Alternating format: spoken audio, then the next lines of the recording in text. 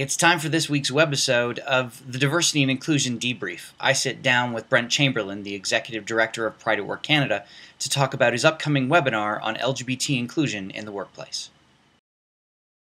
What you need to know about the LGBT community as it relates to employment and how organizations can create environments that are inclusive of LGBT employees. I think one of the things that people often forget is that the LGBT community makes up, up to 10% of any population. So within any large workplace, there is a large segment of the population that is identifying as either LGBT or T. So this isn't something that, only employers in downtown Toronto need to be thinking about. This is something that all employers need to be thinking about in the sense that these are live issues for a lot of people. Many people, unfortunately, are still not open, or they don't feel able to be open about their sexual orientation or gender identity in the workplace. And that's a major concern, both in terms of productivity, but also in terms of overall staff satisfaction within an organization.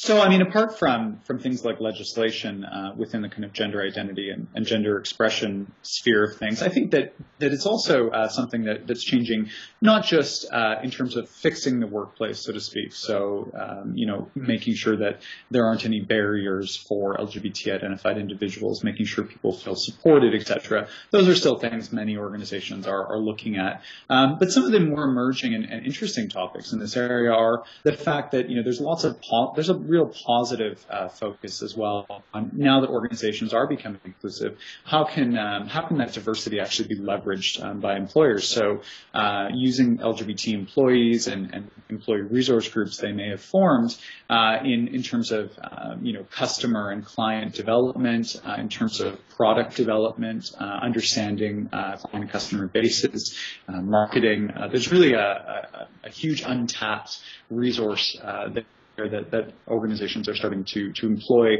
the work that they've done on diversity and inclusion within the LGBT space to actually improving their businesses.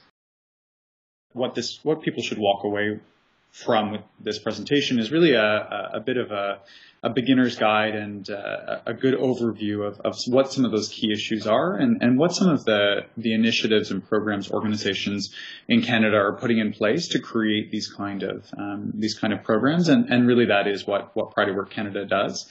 So giving you a bit of an overview of what our partners are doing to make their workplaces more inclusive.